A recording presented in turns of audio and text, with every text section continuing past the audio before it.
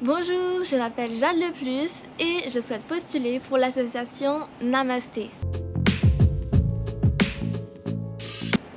Alors je suis actuellement une élève en deuxième année de médecine et avant cela j'ai réalisé un baccalauréat en 2022-2023 et je suis passée par une passe.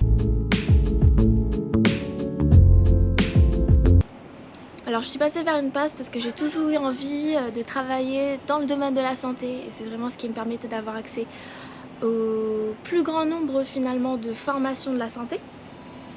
J'ai toujours aimé les sciences médicales, tout ce qui était un peu comprendre le fonctionnement du corps humain.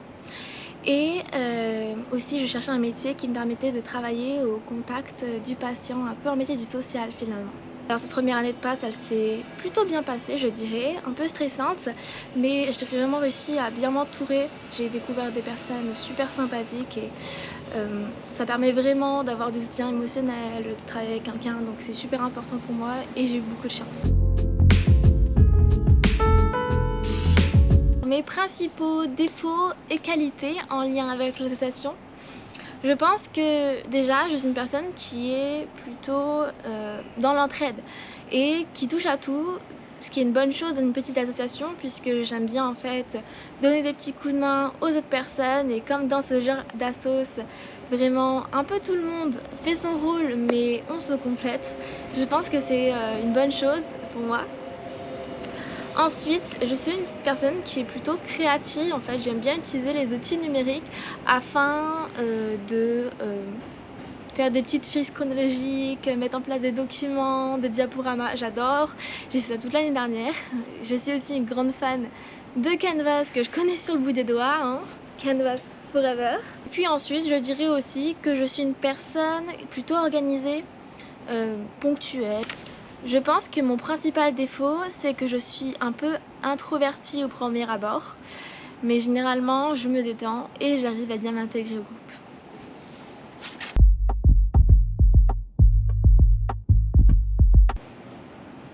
Alors pourquoi je pense être une candidate idéale pour l'association Namasté? Alors déjà parce que je suis plutôt imaginative, donc je pourrais contribuer à l'association en tant que VP communication par exemple, mais je pourrais aussi réfléchir en groupe aux divers projets à mettre en place, j'en ai déjà quelques-uns en tête d'ailleurs. Je peux aussi participer en photographiant et en filmant les événements de la sauce. Mon père est un photographe de voyage amateur, donc il pourra m'apprendre les ficelles du métier et aussi me prêter son matos. En plus, je suis une personne qui aime bien apprendre, donc au travers de l'année je pourrais progresser, que ce soit en montage vidéo ou en préparation de crêpes et divers événements. En plus j'aime bien la pâtisserie, donc ce serait idéal pour commencer la vente de gâteaux. Dans un groupe, je suis généralement la personne qui va s'occuper des plannings, un peu centraliser le travail de tout le monde et organiser. Je suis aussi généralement la personne qui va s'occuper de la mise en place du document final, le mettre en page, faire en sorte que le diapo soit le plus clair et esthétique possible. Donc dans la sauce, je pense être mieux taillée pour le rôle de VP Com ou sinon celui de secrétaire, même si je suis ouverte à tous les rôles disponibles. J'ai choisi de m'inscrire dans une association car j'ai toujours voulu participer à un projet humanitaire. Et comme c'est ma première année d'université où je peux profiter vraiment de la vraie vie universitaire, je pense que c'est une bonne opportunité pour commencer. En plus, on a la chance d'avoir de super assos comme le projet Togo, Locomotive, etc. et plein d'autres comme Namasté, et ça me motive encore plus de participer avec d'autres élèves. J'ai envie d'une part d'apprendre à mettre en place un projet sérieux, créer quelque chose, mais j'ai aussi envie que le fruit de notre travail serve à la communauté, à améliorer notre monde. Mon choix il s'est porté sur Namasté car j'ai adoré l'orientation que vous avez prise. En fait, vous abordez la santé de manière très générale, sans vous focaliser sur une seule maladie en particulier. afin d'améliorer globalement la vie des Népalais. J'ai aussi trouvé judicieux votre idée de financer l'assurance maladie des Népalais, puisque vous avez pu contribuer à améliorer leur santé, non pas uniquement au moment où vous êtes passé au Népal, mais aussi sur le long terme, vraiment durant toute l'année. Et j'ai trouvé que c'était une super bonne idée. Ensuite, j'ai aussi beaucoup apprécié la manière dont vous réfléchissiez à la population népalaise. Par exemple, quand vous avez remis en question le trek médical afin d'être le plus efficient possible et vraiment allouer vos fonds de manière la plus efficace et surtout la plus bénéfique pour la population, ça m'a vraiment touchée. Alors je pense que ce projet va pouvoir me faire gagner en maturité et aussi une certaine indépendance. En effet, ce sera la première fois pour moi que je m'investis dans une association avec un projet commun, avec un but précis en tête. Ça va prendre beaucoup de choses, que ce soit sur le plan technique, comment gérer une association, etc. Mais aussi sur le plan d'investissement dans la société, vraiment s'investir pour une communauté. Je pense aussi que cette expérience va pouvoir me permettre de rencontrer beaucoup de monde. Par exemple, les autres élèves qui participeront à l'association, mais aussi les élèves que je croiserai lors de la distribution des crêpes, des bonbons, etc. Et puis aussi, je pourrai rencontrer la population népalaise, et c'est une très belle chose. Alors, les différents projets.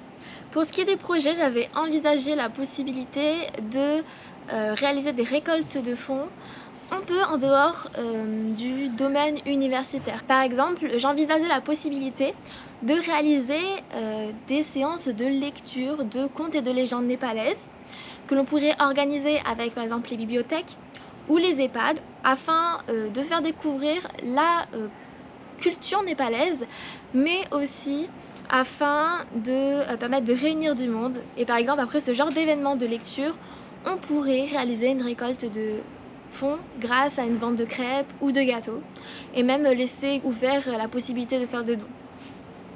Alors, deuxième projet, j'avais envisagé l'idée de mettre en place des ventes de bonbons dans les commerces des centres-villes. Alors je m'explique. Ce serait comme de sortes de paniers qui seraient remplis de plusieurs sachets de bonbons que l'on laisserait à la caisse des différents commerces. Et par exemple, une personne qui irait chez le coiffeur après sa séance de coiffure pourrait acheter ces paquets de bonbons et financer notre association. Et ce serait un peu comme la pièce jaune où au comptoir de la pharmacie tu peux réaliser des dons pour les associations.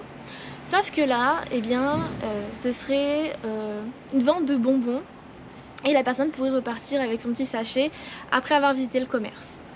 Alors, c'est un projet qui va nécessiter beaucoup d'organisation, étant donné qu'il va falloir trouver des commerces volontaires, mais qui, je pense, est réalisable et qui a pour point positif de permettre de réaliser une vente de bonbons sans forcément devoir mobiliser la présence d'une personne. Ce serait un peu une sorte de source de vente passive. Ensuite, finalement, pour la partie communication, j'envisageais de développer la plateforme YouTube et Instagram en développant le format type short. Le but, ce serait de les utiliser afin de permettre une meilleure visibilité à l'association. Il faudrait proposer des vidéos shorts à un rythme régulier, portant soit sur les divers événements de l'association, en les filmant, en prévenant les personnes, mais aussi en réalisant des vidéos de type vlog où l'on pourrait par exemple montrer un peu comment se déroule la backstage, etc. Histoire de faire vraiment de la visibilité.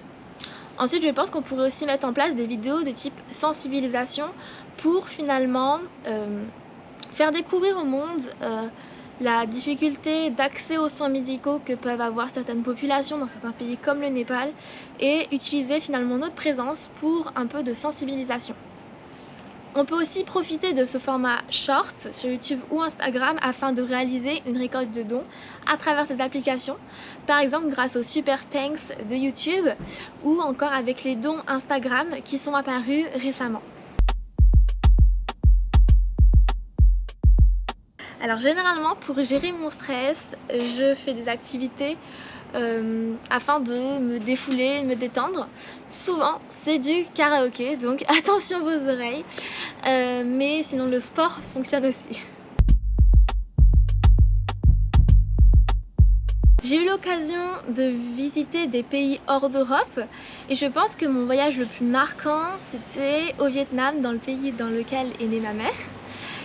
C'est vraiment un voyage qui a été très dépaysant parce que c'était un pays qui était vraiment très différent de la France, notamment le nord du Vietnam avec Sapa, ses grandes rizières, ses régions montagneuses, ces petits villages. C'est très très différent, c'est le genre de voyage que tu visites généralement en faisant des treks avec un gros sac à dos sur le dos. Alors c'est un voyage qui date de quand même il y a plusieurs années, mais je pense que je réaliserai encore d'autres voyages de ce genre sur mon temps perso. Alors voilà qui conclut ma vidéo de présentation et de motivation. J'espère que cela vous a plu et avec un peu de chance, au revoir.